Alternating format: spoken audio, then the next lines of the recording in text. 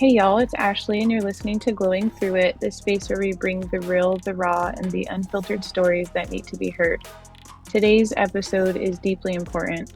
We're talking about Dino, a father, husband, Marine, and friend who's been missing from Santa Fe, New Mexico. His story isn't just another headline, it's a reminder of how quickly life can shift, how a person can disappear, and how a family's world can change overnight. Before we dive in, I want to make something crystal clear. We will not be speculating. This conversation is about truth, awareness, and humanity, not rumor or gossip. Speculation doesn't bring people home. It harms families, spreads misinformation, and distracts from what actually matters, finding answers. So if you're listening today, listen with compassion. Listen to remember that every person missing is somebody's everything. Monique, thank you for being here, for standing in your truth. Excuse me. Um, for sharing Dino's heart and for helping us see him as more than a story. So, whew, um, let's begin. You can't cry um, because then I'll cry. I mean, that's really what our Yeah. podcast is about. So bring all the tears. But for those listening about Dino for the first time, can you share who he is, not just what happened? Yeah, he's um to me, he's my younger cousin. So we grew up in a really small town, Coyote, New Mexico. Tight-knit, close family, always at grandma's house. Growing up, his mom and I were like really, really close. I always saw her as an older sister more than an aunt. So I was always at their house, just either babysitting or just hanging out there. And so Dino to me was always like a little brother. I feel like that about most of my cousins. Just we have a really close family in so many ways. And so he was mischievous growing up. He loved to tease people, make people laugh. He would he would just always do things to kind of get a rise out of people, and he just would crack up. He just loved to do that.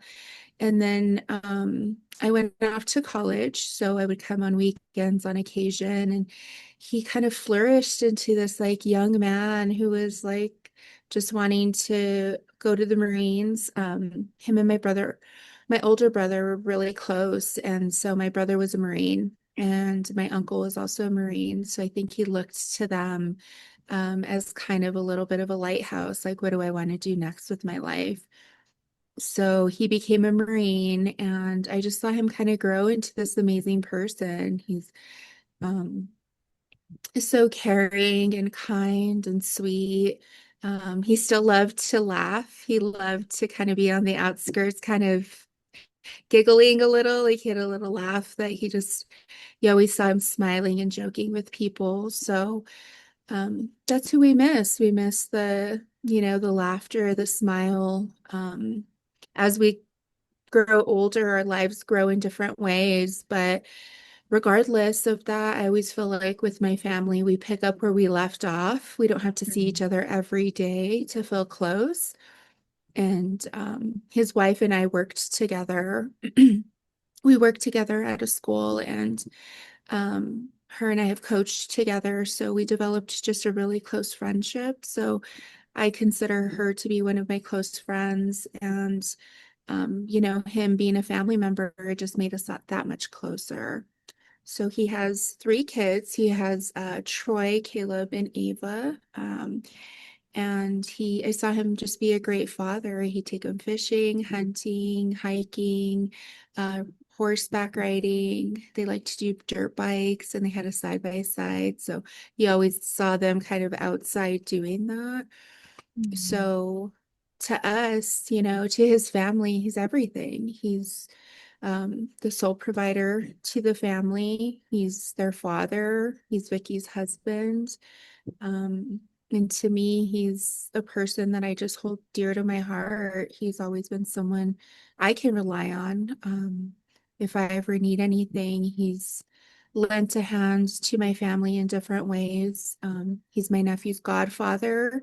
So we just are so interconnected in so many ways. And Yeah, that's who he is to us. Is just a very important part of our family, and we intersect in so many different ways.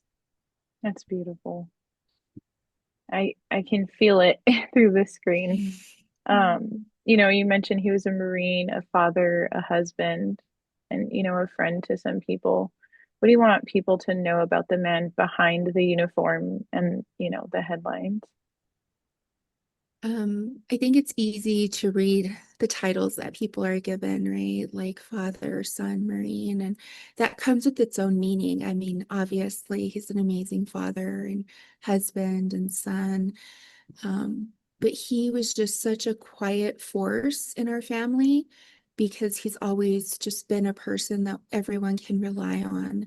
My grandparents live on a 70-acre ranch, and he helped my grandfather and his dad with ranching and farming. And, anytime they needed to split wood or haul wood, he was the first to go and help. To go gather cows. He was the first to help. He worked as an electrician, and I needed some work done. And again, he was the first to help. And so to us, he's just such an important part of our family. We have a very big family, but he always made time for people. He'd go drink coffee with my grandparents every time he was home. Mhm. So we all kind of have a little tradition with them where we like to drink coffee. So I'd go in the mornings and drink coffee sometimes, and he'd be there, and we'd catch up and just kind of check in on one another. And um, yeah, he's just such a loving person, and he's not very vocal. He won't say like I love you. He shows up. He shows you how he cares about you. And I think that's what we're all missing is the person who shows up, the person. If I have a flat tire, I could call him and he'd come. If I have a broken whatever, he would come and help fix it. And so to not have that option now, it's just been really hard to, who do we turn to? We have other family members who are super helpful and supportive, but he's just been someone who's just consistently been there. Mhm. Wow, it's beautiful. Yeah, I would feel at a loss too. Where do you turn? Yeah. I think the hard thing is you in these moments, it's easy to have regrets, right? Like, I wish I would have seen him more. I wish I would have spent more time with him. But, I've been trying to just honor the time we've had. We've been reminiscing. I spoke with my aunt a few days ago, and we were just laughing at some of the stories growing up and how we would just hang out and some of the things he would do. It was back in the 90s, it's like the Nintendo 64 era, and we just play Mario Kart for hours and stay up till all hours of the night, just laughing and talking. And he loved when we would laugh at him or when he would joke, and he just loved to kind of get a rise and just be funny. And I don't know, I saw him kind of mature into a little bit of a different person, but he still reflect back on some of those memories. And yeah, those are things that will always, I'll always hold dear to my heart because he was just a part of it, part of Yeah, growing up. he's part of the happy, humorous times. Yeah. Yeah. Yeah. It's- Aw. I would go over Without, and baby. Oh, sorry, go sorry. ahead. I know. I was just gonna say to go over and babysit, and his brother and his sister, there's three of them. So they would always ask me to make French toast. So it was our tradition was when I'd go over there, I'd make everyone French toast. And even if I was just going to visit my aunt, and they'd be like, Monique, can you make us French toast? So I'm like, I can't wait for the day when I can make him French toast again. Oh, Yeah, that's really sweet. I'm like, now I want French toast. I know, like a comfort food. Yeah, for sure. I love that you're sharing moments and memories of him because it gives us a feel of like the everybody has an idea of what it feels like to miss someone.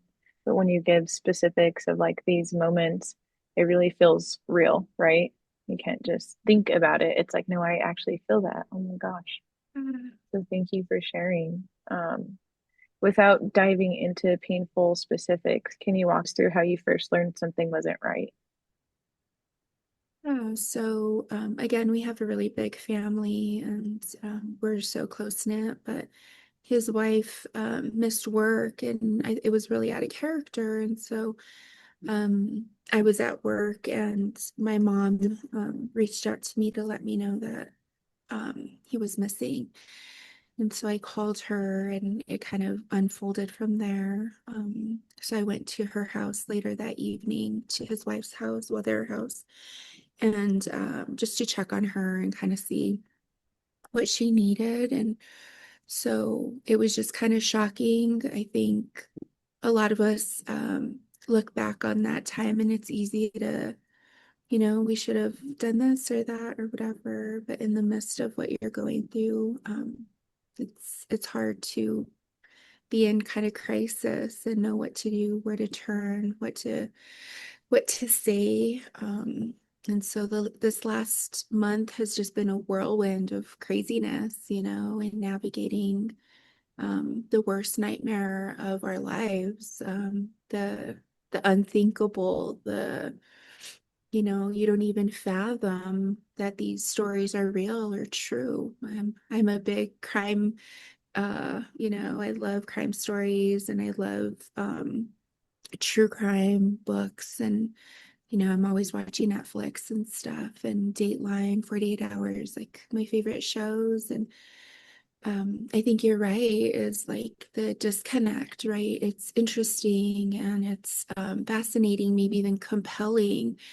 But when it hits you, it's different. It's not just a show. It's not just a person. You know, it's just so different. You obviously going through it, it's hard, but you just never imagine that it could be someone that you knew and that you care about. And I think that's been the hardest thing is finding out that this could happen. Like that day, it was like hard to hear or to wonder. But as time has gone by, the unanswered questions just get longer. And where is he? What happened? And I think we were asking those day one, and it was like we were grief and panic stricken. But as time has gone on, it's also like facing some harsh realities of the possibilities that are out there, and it's been hard. Every week comes with a different challenge. So Mhm. Yeah, I hear you. I even on the other side of the screen am like, I don't know what you say, and other than just listen and let people speak. And um, I mean, even having presence, I think matters. It's like, okay, I'm talking to someone, they're listening. Um, but honestly, it brings me to a really good question of what has this experience taught you about awareness and safety, especially here in New Mexico, where missing like person cases are far too common. it's actually shocking and eye-opening, quite frankly. It's been like I'm like almost like just aghast. I like don't even have the words to express how eye-opening this experience has been, because now it's on my radar, right? It's like once you see it, you can't unsee it. Mhm. And the amount of people who have reached out to us, like we're in the midst of our own struggle, but I think out of desperation, people reach out to whoever they see or think might be able to help them. And the amount of people that have reached out to us is pretty astounding, with missing family members. We've had a few organized search parties, and a lot of the people who've gone to help are people who have family members who are missing or went missing at one time. Um, so you think you're unique. Yeah, you think you're unique in this experience, and it's like, no, so many people have experienced this, and so many people know the gut-wrenching feeling of not knowing where your family member's at, of Mhm. fearing the worst, of hearing the worst. You hear these horror stories, and it's just been pretty shocking. Um, Dino went missing from Santa Fe, New Mexico. It's our state capital. The governor's there, state police headquarters is there, the FBI headquarters in New Mexico is an hour away. You think I mean, state police, FBI, Santa Fe police, Santa Fe County police. There's like three intersecting offices that are just in Santa Fe alone. And then Mhm. a federal um, office just an hour away. There's a false sense of safety and comfort, and the truth of the matter is we're not safe. It's really put a spin. It's been kind of like, how did I live my life before this? It's almost like such a defining moment in life. It's like, how did I live before this? Because I can't unsee what I've seen. Mhm. And I think it does change the trajectory of most of our lives because, how do we move forward with this? We don't have answers right now. And, I think I had a false sense of safety, especially in New Mexico. I'd go to like to Albuquerque's bigger, and I'm like in certain areas, I'd be like, oh, I need to be careful. Or I'd go hiking. I like to hike, and I'd go hiking in the mountains. I'm like, oh, I need to be careful. I can't go by myself. And I mean, we look at someone who was combat trained, he was trained in situational awareness. And for something like this to happen, and for me, it's been like, if it could happen to him, it could happen to anyone. And that's been what's kind of mind numbing to me because as a female, I always used to think, wow, like there's some security issues or safety issues I need to pay attention to as a, you know, yeah, just as a female, I feel like I'm always kind of a little more aware. But I do think that it kind of is scary that something like this happened to someone like him, athletic, strong, Marine. Yeah. So I think that's the biggest kind of thing for me is like if it could happen to him, it could happen to anyone, and that's terrifying. Mhm. I agree with you. And the false sense of safety is big. I hadn't even thought of that. And, you know, I think I don't know if you've gotten into a point of exhausting like all options, all agencies, like every single thing that is, there's a handbook to what you do with a missing person. And have we gone through A through Z? And we have, and we're still here. And there's still questions that need to be answered, and he's still not home. I think that's been the hardest thing for me because I'm an action person. I'm a doer, just Mm. personality wise. You know, Positive or negative. There's always pros and cons to that, right? But I'm a problem solver. How do we get out and do something? And that first week, Vicky's sister and I were sitting there and we were like, we can't just sit here. Like, I can't just sit on the sidelines and wait. Like that Mhm. is crazy making for me. I can't. Like, I have to do something. And that's where this whole thing kind of unfolded. So, Vicky, her two sisters, and myself have been kind of working together to organize different things to support Vicky and the family, to organize searches and to run kind of a social media campaign and media, reaching out to media and stuff. And um, I think it's hard. It's hard either way, right? It's hard Mhm. to sit back and wait and follow the rules and wait for the police to talk to you. But it's also hard to do the action plan and to go through and ask for help and be vulnerable and do all those things. And so we've done the best we can with what we have, and that comes with a lot of support and love. And we've had an amazing outpouring of support. But we've also had the other side of, you know, criticism and negativity. And it's hard too, right? In the midst of your hardest days, sometimes we're our biggest critics, and to have people come with hurtful things, worst case scenarios, you know, giving us these terrible messages, some of the DMs that we receive, or even some of the posts. It's been pretty disgusting, how people's minds work.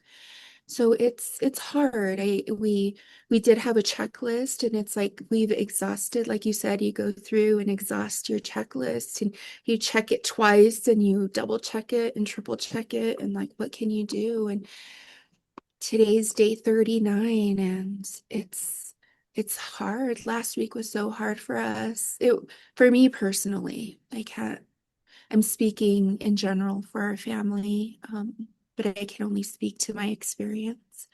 And last week was probably the hardest week of this, Hmm. because we got there. We got to the point where it's like we've looked everywhere we could look. We've, you know, circled around rocks, and to not find anything, and to not have answers, and to not have them home. There's like a different level of heartbreak. And today was a really tough day for me personally, just with Mondays are the hangover of the weekend for me right now, because the weekend is when I dedicate my time to doing searches, and we're so busy and trying to get out there and trying to get the word out and trying to hand out flyers and do. And then Monday things slow down for work, and I have to check back into work, you know, I have to check in, check out, and those moments are hard. Mondays have been the hardest for me personally. And so it's like, how do you continue your life in the midst of tragedy, in the midst of heartache, in the Hmm. midst of unknowns, you know? And that's kind of where we're at right now, is we have no answers, we don't know, and we have to continue living our lives because life doesn't stop, you know? Right.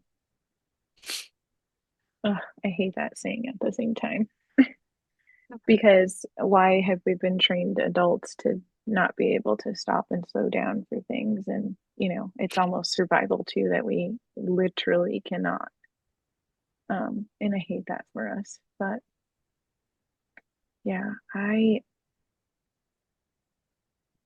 cannot imagine or even fathom what it's like for you guys right now. Um, I'm an empath, so I feel like I take things on very deeply. And like I put myself in his wife's shoes or his mom's shoes or the child's shoes, and just just breaks me. So to hear that there's the negative side that's happening on social media, I hate that for you guys so much, because now is not the time, you know. I Um, completely agree. It's yeah, not the time, place.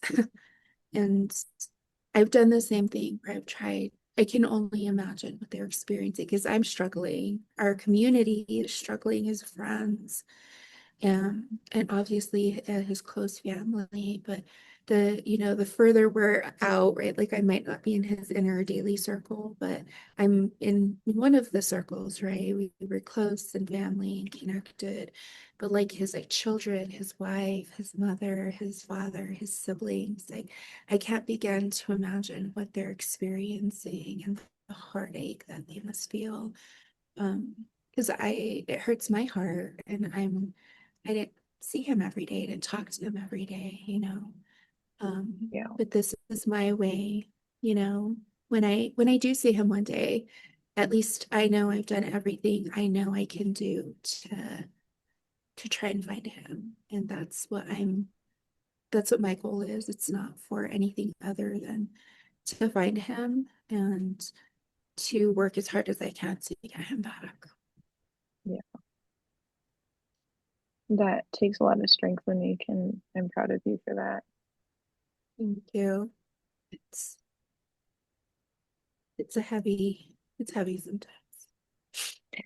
What has kept you grounded through this, especially when the days feel heavy and uncertain? Um, my family, I've had a tough year personally, and my family's been there through it all. And so, um, I just see this as like one way that I could get back to them. Um, and it isn't just like him specifically, it's more like just in general. His dad is like an older brother to me. We grew up um, really close. I'm the oldest. My brother and I are the oldest grandchildren. And so um, we were raised really close knit. My mom was sick growing up when I was growing up, and my grandmother would have to care for us at times, and my uncles and aunts would come in and help in ways that they could in different ways. And so I feel like we just developed this sense of like relying on each other in the moments that are hard. And so I Hmm. think this is a way for me to give back to them as a thank you for always being there for me and for being, my pillars when I needed to be held up. It's just a way for me to do that for all of It's beautiful. That's a lot of what's good in our culture. Um, Yeah. that family support system. And when you don't have it, it feels wrong. It feels like, how do we not have it? Um, it's beautiful. So foreign, Yeah, you know. exactly. When you don't have it, it's like, this is not how it's supposed to be, right? Like we were raised the opposite. Yeah. um, True village for sure. I don't know if you have answers to this question, but for families who might be going through something similar, what words of encouragement or advice would you give them? Um, so what I did is I created a list of things that I would recommend to people who are missing family members. Hmm. I'm a social worker, so advocacy is kind of in my blood. And so what I've done is I've reached out to families who have missing family members, and I've sent them a list of things that I would do right away. So if I see that someone's missing, I'm like, I don't know if you want this information. I totally get it if you don't, but these are some suggestions I would make and share a brief kind of like we had a family member who went missing, and these are the things I would do. Um, I would hire a private investigator right away. We hired one kind of 2 weeks in, Hmm. and he's been really helpful, maybe not in getting answers all the time, but just kind of explaining things to us because of his experience and the things that he has seen. It gives us some perspective because sometimes we don't understand why police can't talk to us or why they don't give us all the information or what's going on, why is it taking so long. And we get a lot of that on our page as like frustration for us, maybe not toward us, but for us with the police not communicating. And it's helpful to have someone who has experience in that and giving us some of the whys along the way. And I think that that's been really helpful. So I'm like really grateful for him. He's been amazing. Um, Another thing I would do is really um, get a plan in place to like for us. Fortunately, we have like such an amazing group of people that work together, and they've all of us, I think, have just developed a really strong bond throughout this. But surround yourself with people who love and care about you because you are going to be attacked, you are going to be criticized, and the people that you go to, it's going to make a big difference. And thankfully, my family has been amazing, but so has like Vicky's sisters and Vicky. Like we all, I say we're a team and Vicky's the captain because we do everything only with her kind of guidance and support. And so she hasn't publicly spoken, but we speak every day and we talk throughout the day. And I think it's so important that it's not just her managing it. Like you need a team of people. So I would say private investigator, get a team together and then try to do some social media campaigns because it truly does make a difference in the amount of support and exposure that the case gets. Hmm. And it's sad that you have to kind of utilize those things, but it has been a vehicle for us to access some additional resources to help just get his name out and get some support on different levels. Wow, you are so informational and I love it. Mhm. Um, those are some really good steps for some people to take notes of. Um, I interesting, want to be a private investigator, but I don't know yet. I feel like could my heart handle it? You You know? know, it's, I think it's intense work, but I could see how interesting it is. Hmm. And we've been working really closely with the person that we were able to retain, and he's just such a wealth of knowledge. There's a lot of things that either I assume or I thought I knew, and he's like, no, actually, it works like this, and it's just been so interesting. So I'm like, maybe I'll do a side gig with him because he's like, oh, Monique, you've done this, and he's just funny, but I could see the draw. It's super interesting, but I think not being directly impacted is a big one. So doing it for other people is amazing. But Yeah. yeah, for sure. I've always been interested in like law enforcement and stuff. So it's been an interesting just getting information is kind of cool. We'll wait to see what you do with it, Monique. Yes.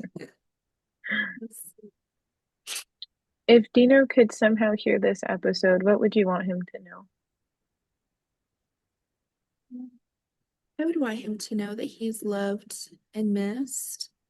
Um, he wasn't the most expressive person, and I think that's kind of like a Hispanic thing sometimes too, is we don't always express our emotions, but um, we love and care about him, and I think just how people have shown up shows how much of an impact he's made on other people.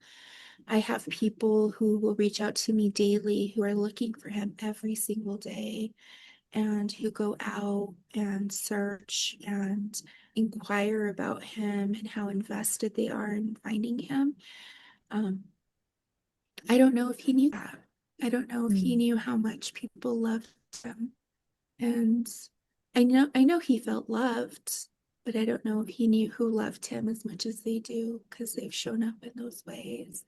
And I would want him to know that. I would want him to feel that because we've had a tremendous amount of support. As small as our community is, I've seen the most beautiful way that they've come together to help. And, just um, one of the churches hosted a prayer, and three different churches came together for us to do a prayer for him. And the outpouring of support and food, and as Hispanics we always show up with food, and that's truly yeah. busting at the seams with the amount of stuff people have brought over to Vicky's, and we're doing a meal train for her, and like it right away there's so many people. That was one of the things I was doing before I came over here, was dropping off dinner to her that someone had made. And I just I just wish he could see how much he meant to people, because people are just showing up for him in amazing, beautiful ways. And I just hope that he could see that one day and he could hear how much people really cared about him in these hard moments, and how they cared for his family in these difficult. Mm-hmm. Oh, I'm just holding space. I hear you. I'm listening. I'm just, yeah. Right.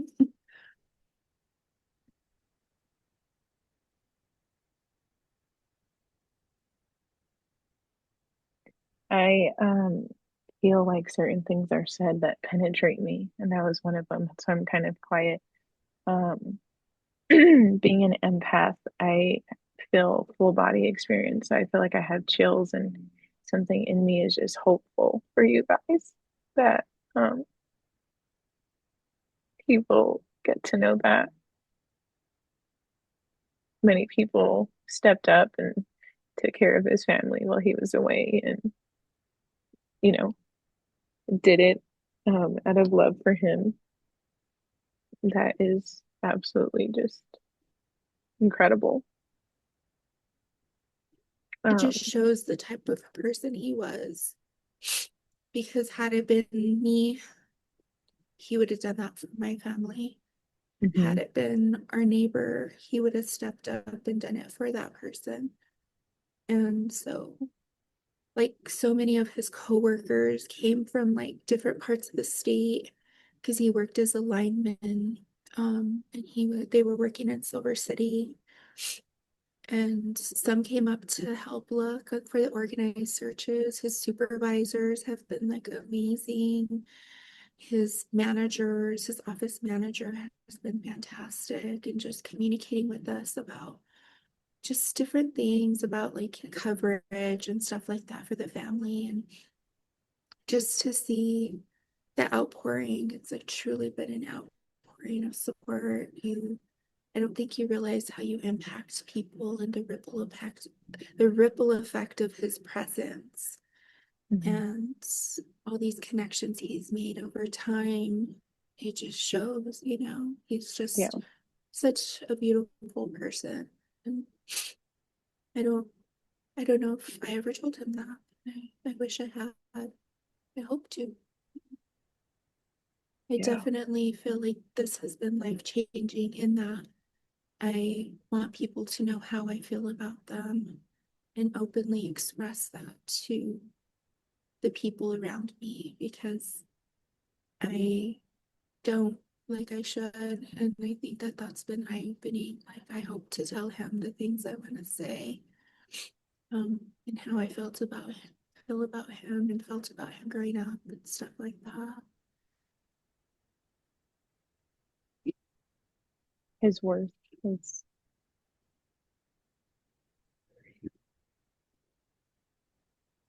mm,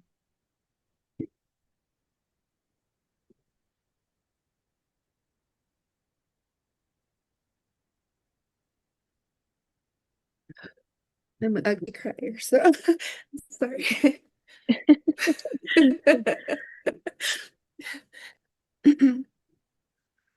What's your biggest hope for how this conversation impacts people who listen?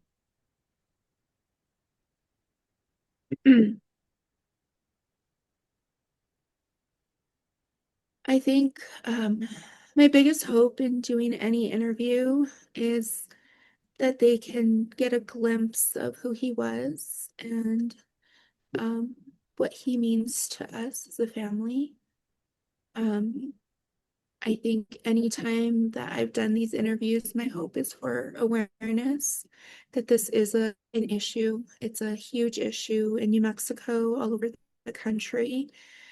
And to see people disappearing every day, like, how is it just part of the news and it not be like a cry for help? Like, something needs to change. And I think that's where my advocacy comes in, is like, I'm not afraid to stand up and say something, and I'm not afraid to be part of the change because I do feel like there needs to be some legislation, some laws enacted to ensure that people are taken seriously when they report, and waiting periods, and you know I think there's a misconception, oh, people just went out to have fun or to do this or do that. And sometimes it delays the process. We have amber alerts, turquoise alerts, silver alerts. What about for regular aged people who are missing? There's no alerts. And I don't know if it's because we would be alerted every minute or every hour. I don't know how frequently, but I do feel like there's something needs to change. because it's not okay that this happens, you know? Mhm. I agree with you. I agree with this tragedy happening to your family and you not getting immediate answers, which maybe that seems selfish, but it's like this is somebody's life. This is not a joke. This is not a TV show like you mentioned earlier. Like this is somebody who had a major role in people's lives and people could be like, well, so do we, and we all do, and they could be dismissive, but no, truth of the matter is there should be some system that's set up where these things are taken as urgency, like a house fire, you know.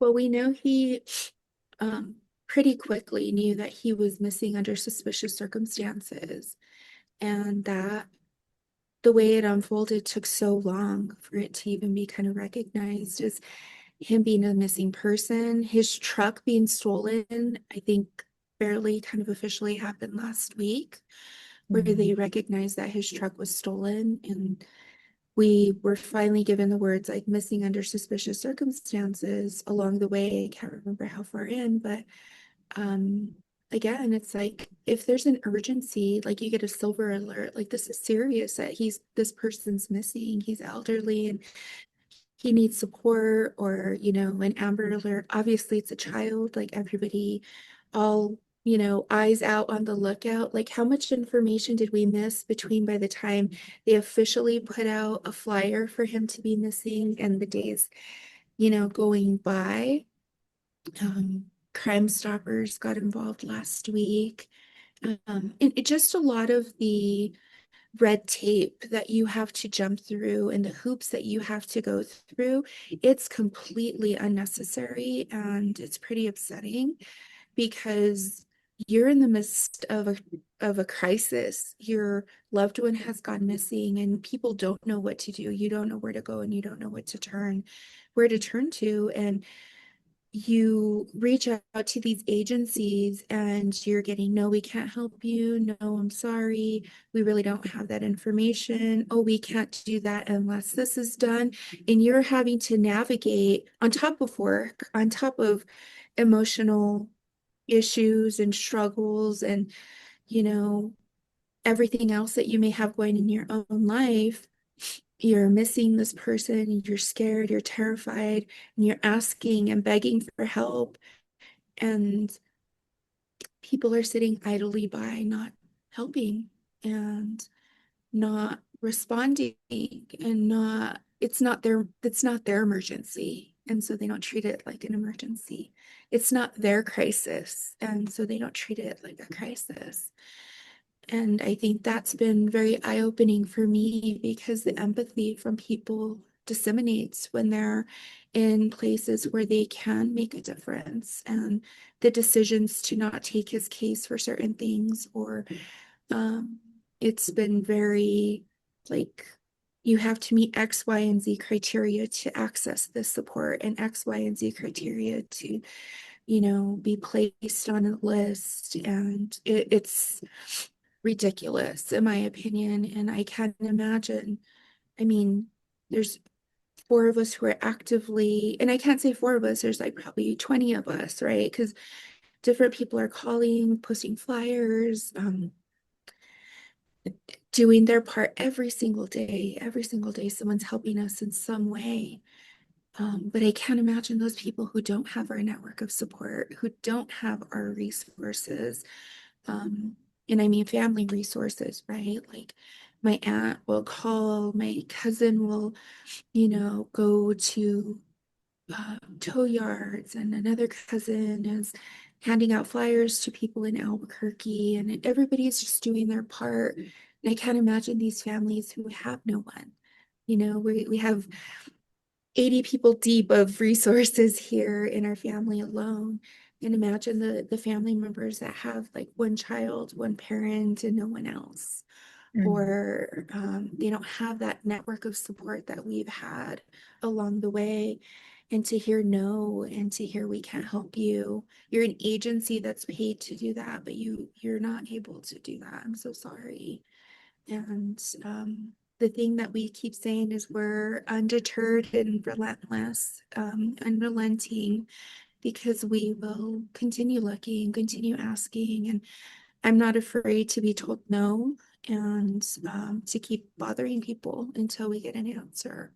And so our persistence, Vicky's sister is very persistent and very good at reaching out to different resources. And she found a grant for $5,000 to help with the reward.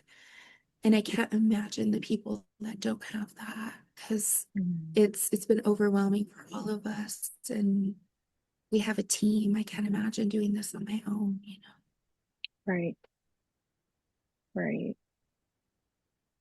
Yeah, it's disappointing to hear that the people that apparently have been trained in the process of working with these types of cases offer almost zero support, and leave you in limbo. I will say Yeah. that I think they're called I don't want to butcher their name. I think it's Angels Voices Silence No More. Mhm. They've been amazing. They're the ones who gave the 5,000. Yeah, Angels Voices Silence No More. They've been just fantastic. They've been a great resource as far as like um, just promoting, getting the word out. And then they did offer the $5,000 grant to pay for his return. And um, the people we've been communicating with have been just so supportive and helpful. And so there have been some agencies that have been just fantastic and great to collaborate with. And I'm just so grateful, you know? Yeah. Well, I'm glad it doesn't feel, I'm sure in moments, depending on um, the focus point, right? It feels like there's no support, but guarding our, grounding ourselves in our emotions and looking at how far it's come and the reach it's been given, we can give some credit where credit's due. And I appreciate that we're bringing up the real of both sides too. Like we don't always have to be like, yeah, everything we've done everything we can and that's it. No, it's like we've done everything we can and it still doesn't seem like it's enough, but yet we're grateful for what we have gotten this far, right? Absolutely. It's all of it. So I appreciate you, Monique, for It, bringing all the angles. and I'm not like criticizing any agency specifically. I think it's a broken system. I Hmm. think it's more that, I understand that there's check marks that need to be done for donors and whatever that is, but also recognizing that these families are desperate when we're asking for help, and are there entities to bridge the gap and where to turn to, even if it is creating a list or a resource of some sort for these families, like to turn to, like, let me help guide you through this process. If it's a liaison through the police department or something like Crime Stoppers or the there's a victims reparation program in Albuquerque or some type of resource center that can be offered to families in these moments because the families are in crisis and Hmm. to not have anybody to turn to just feels so we're like recreating the wheel every time it happens rather than having a system in place that you could turn to and there's, oh, here's an option, you could try this, we're Hmm. having to do all the research and kind of figure things out on our own, and that's been challenging. Yeah, I can see where that is super challenging. And I'm sure it varies by location of where people are. But I do think there's a generalization as well that could be useful. Um, yeah. And I think even just the three steps that you mentioned earlier are a good starting point because I don't know if I was in this situation, how much I could pull together, you know? So, And that's been challenging. That's why you need your team, right? Like the days I can't, I rely on Vicky's sisters to pull through, and it's like tag team effort because it's hard. We're all going through different emotions, and sometimes it's sadness, sometimes it's anger, sometimes it's just desperation, just everything. And you want to keep the hope and in the encouragement, and sometimes you have to step away to kind of ground yourself and refocus. mhm, yeah, I am just sending so many good vibes towards you right now and hugs to everybody. Um, and I am just holding space and hoping that this answers are coming your way very soon. And um, this limbo phase doesn't drag on because even just putting myself in the shoes of anybody in the family, this feels like torture. It's exactly what I've said. We do daily updates, and it's something I've put on our updates is understanding that the family is being tortured. This is a form of torture. To not know is crazy making in so many ways. And many of us are falling on our faith, but we're human and it's hard. It's hard to not know, and you want answers, and justice and all of that comes down the road, because of course, there's that piece of we want someone to answer for these things. But first and foremost, it's getting him home, and um, yeah, just making peace with whatever it is that's happened, because 39 days is a long time to be away from your family. Yeah. And whatever that looks like when he returns is going to be hard. It's going to be, you can look at all the scenarios, it's going to be hard in any way that comes up. Mm-hmm. So,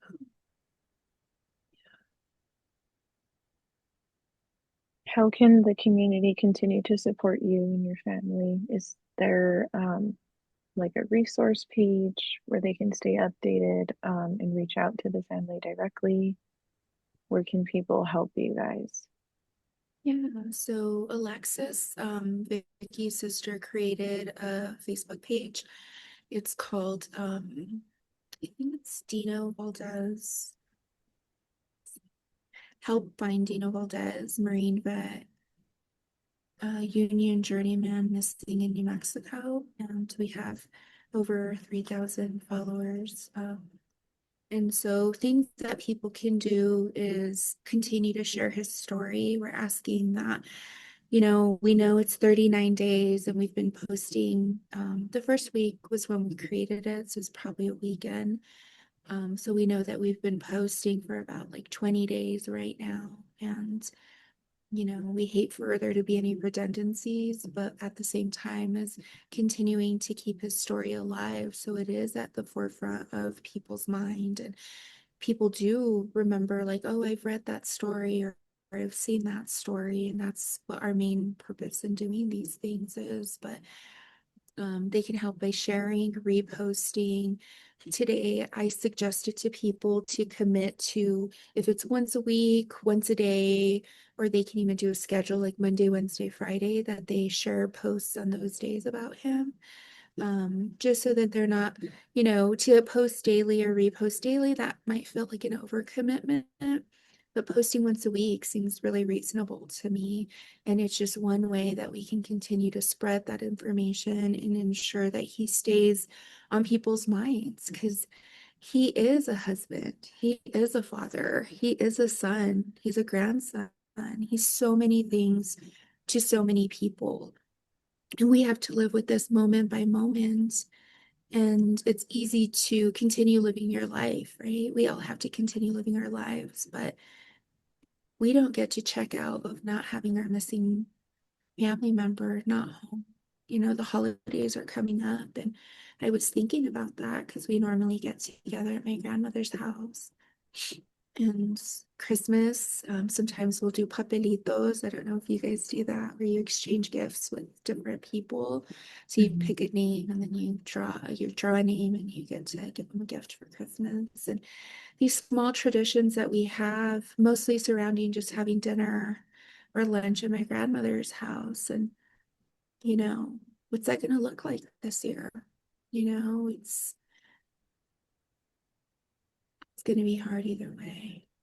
I just pray to God that we have some answers soon, so that we can start, you know, living with that new change, whatever that looks like.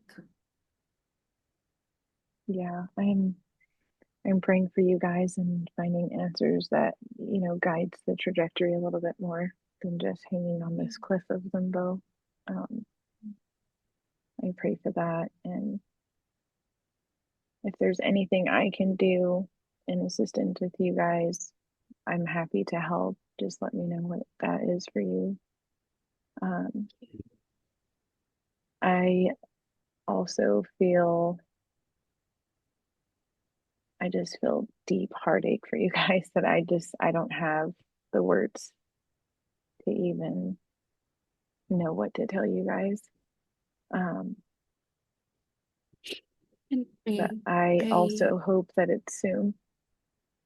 uh, something that we also created kind of back to helping, is we created a GoFundMe page for his wife. He was the primary provider for the family.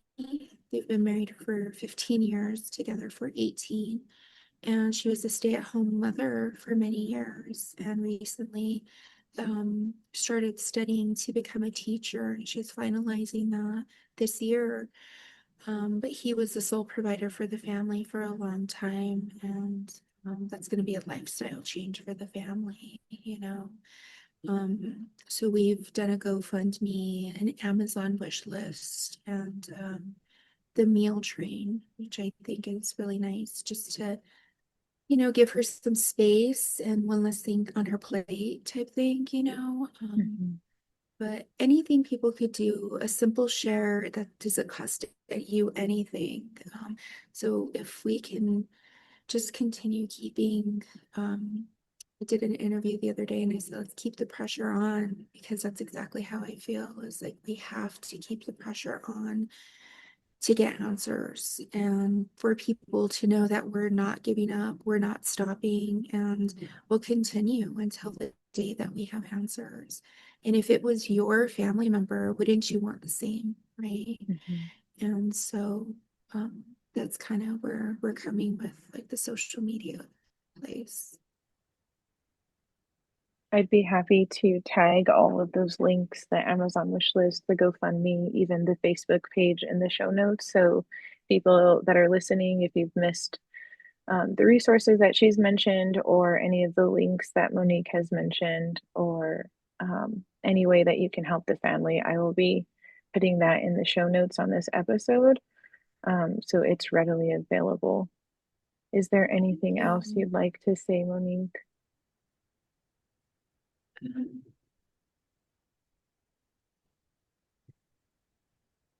I think it's hard to know what to say in these moments sometimes, but I always want the focus to be on Dino. And I would just say he was an amazing person, um, to the family. He's been such an important part of our family. And we hope that he can get answers. We can all get answers. Um, he was living his life. I would say that we were living a life unbothered in so many ways, him going to work, the monotony of life. You go to work, you go to school, you come home and spend the weekend together and then kind of back at it the next week. And to not be able to come back and fall into your routine and do the things that you loved with your children, with your wife, with your family. Um, we want to know why. We want to know what happened. And I just hope that one day we can get the answers. And one thing I will say is I know someone out there knows something. I know that there are people out there who have a big piece or many pieces to the puzzle. And I'm just pleading with them and, asking for them to come forward. I can't imagine how scary it is to get involved in a situation where you don't know what that's going to play out like. But I would just ask if anyone knows anything, please come forward. And if you can just take a moment to imagine if this was your child, if this was your father, if this was your son, if this was your husband, you would want answers. And we want answers. We want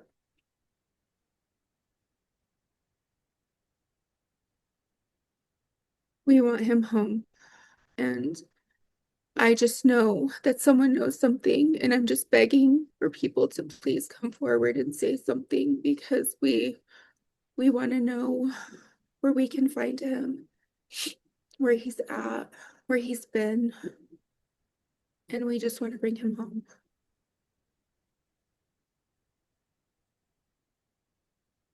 I'm going to piggyback on what Monique said, and it's not a want, it's a need. They need to know what went on, what happened, where he is. It's a need. It's not a longing. It's not a want. It's like, we need this. So, you just heard from Monique, a woman walking through every family's worst nightmare, yet still showing up with strength and love to keep Dino's name alive. I want to remind everyone listening, words matter. The comments we make, the things we share online, and the way we speak about missing people, it all matters. This family doesn't need theories. They need compassion. They need awareness. They need your voice shared in truth. So if Dino's story touched you, share this episode. Keep his name moving. Let it remind you to pay attention, to look out for one another, and to never assume that someone else is doing enough. To Monique, to Dino's family, we see you. We stand with you and we won't stop saying his name. I'm Ashley, and this is Going Through It. Until next time, take care of each other, and don't forget, awareness is love in action.